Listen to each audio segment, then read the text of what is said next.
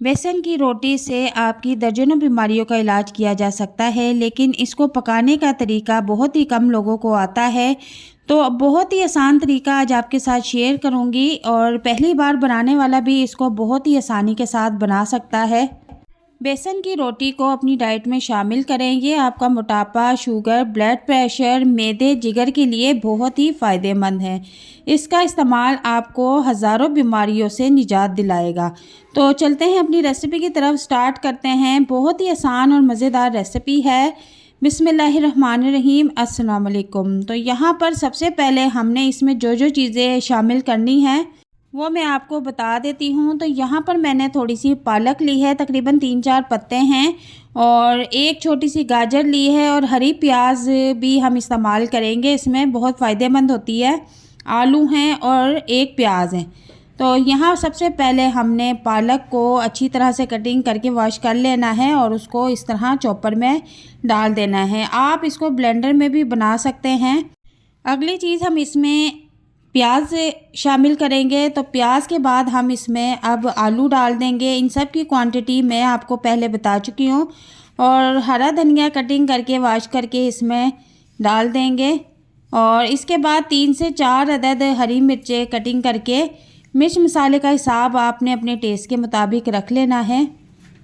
और एक अदद छोटी सी गाजर मैंने ली थी, उसको भी मोटे मोटे टुकड़े काट के इसमें डाल देना है। अनारदाना हमारे लिए बहुत ही फ़ायदेमंद है और हमारे पेट की तमाम बीमारियों में ये बहुत मुफीद है, तो इसको भी इसमें शामिल कर देंगे। अब इसको हम ग्राइंड कर लेंगे। आप इस तरीके को जूसर में भी कर सकते हैं। इस तरह से आपने इसको चटनी की शक्ल में पीस लेना है और ज़्यादा इसको बारीक पेस्ट नहीं बनाना। इस तरह से दरदरा सा आपने इसको रखना है। अब इसको हम एक साइड पे रख देंगे। यहाँ पर मैंने तकरीबन 250 ग्राम बेसन ले लिया है, और 250 ग्राम बेसन में हम 100 ग्राम गंदम का आटा जो घर में मौजूद होता है वो भी इसमें शामिल कर देंगे। अब इसके बाद इसमें कुटी हुई मिर्च तकरीबन आधी चम्मच के करीब इसमें ऐड कर देंगे, और 1 चम्मच इसमें हम साबुत धनिया ऐड कर देंगे, और आधी चम्मच इसमें ज़ीरा भी डाल देंगे, और आधी चम्मच इसमें हल्दी भी डाल देंगे, और आधी चम्मच सुर्ख मिर्च भी इसमें शामिल कर देंगे। नमक अपने टेस्ट के मुताबिक आपने इसमें डालना है। हरी प्याज का भी इस्तेमाल हम इसमें करेंगे। हरी प्याज जिनको मोटापा, शुगर, ब्लड प्रेशर और जिगर मैदे की बीमारियां हैं उनके लिए ये बहुत फ़ायदेमंद है। ये ज़्यादातर सर्दियों में बहुत ज़्यादा मिकदार में आती हैं। आप इनको अपनी सब्जियों में इस्तेमाल किया करें। ये हमारे जिस्म के लिए बहुत ही फ़ायदेमंद है। तो यहाँ पर हमने जो हरा मसाला बनाकर रखा हुआ था वो इसमें अब हम डाल देंगे। बहुत ही फ़ायदेमंद ये रोटी है। आप इसको अपनी डेली डाइट में शामिल करें तो आपके जितने भी अमराज हैं उससे आपको निजात मिल जाएगी। शुगर के मरीज़ों के लिए ये बहुत ही फ़ायदेमंद है, और ऐसे लोग जिनको ब्लड प्रेशर का मसला है उनके लिए भी यह बहुत फ़ायदेमंद है। तो रोज़ाना एक बार आप इसको बनाकर खा लिया करें, या सुबह नाश्ते में या दोपहर के टाइम, तो आपको इन तमाम बीमारियों से निजात मिल जाएगी। तो यहाँ पर ये हमने अच्छी तरह से पेस्ट बना के रख लिया है, और अब यहाँ पर मैंने तवा लिया है, उसको हल्का सा गर्म कर लिया है, और इस तरह से बिल्कुल हल्का सा इसको ऑयली कर लेंगे। और चूल्हे का फ्लेम हम यहाँ पर नॉर्मल रखेंगे, और इसके ऊपर इस तरह से चम्मच की मदद से या किसी कप की मदद से आपने इस पेस्ट को डाल देना है, और इस तरह से इसको फैलाकर सेट कर देना है। चूल्हे का फ्लेम आपने यहाँ पर नॉर्मल रखना है। बहुत ही आसान तरीका है, पहली बार भी बनाने वाले इसको बहुत आसानी के साथ बना सकते हैं। तो आपने इस तरह से इसके किनारों पर भी हल्का हल्का सा ऑयल लगा देना है, और इसको इस तरह से इसकी साइड चेंज कर देनी है, और लो फ्लेम पे आप इसको पकाएंगे तो ये बहुत ही क्रिस्पी और मज़ेदार बनके रेडी होगी। बेसन की रोटी में बहुत ही ज़्यादा मिकदार में फ़ाइबर, मिनरल्स, विटामिन्स पाए जाते हैं। जिन लोगों को खाना हज़म नहीं होता, मैदे का मसला है, उन लोगों के लिए बेसन की रोटी बहुत ही फ़ायदेमंद है। तो यहाँ पर हमारी बेसन की रोटी बनकर रेडी है, तो इसको उतार लेंगे। इसी तरह दूसरी रोटी को भी हम रेडी कर लेंगे, लेकिन चूल्हे का फ्लेम हमने बिल्कुल यहाँ पर नॉर्मल रखना है। अगर हम इसको फुल फ्लेम पर पकाएंगे तो ये ऊपर से पक जाएगी, लेकिन अंदर से ये बिल्कुल कच्ची रहेगी और बिल्कुल भी मज़ेदार नहीं बनेगी।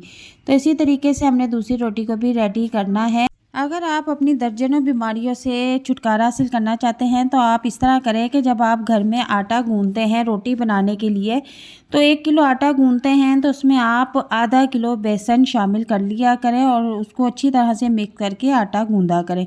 और इस तरह से आप सादी बेसन की रोटी बनाकर भी अपनी दर्जनों बीमारियों का इलाज कर सकते हैं। और शुगर के मरीज़ और जिनका ब्लड प्रेशर हाई रहता है या लो रहता है और वो ढेरों ढेर मेडिसिन खाते हैं लेकिन उनको उससे बिल्कुल भी फ़र्क नहीं पड़ता, तो वो एक बार ये बेसन की रोटी बनाकर कुछ दिन खाकर देखें, उनको बहुत ही फ़ायदा होगा। तो इसी तरीके से मैंने काफ़ी सारी बेसन की रोटी बनाकर रेडी कर ली हैं।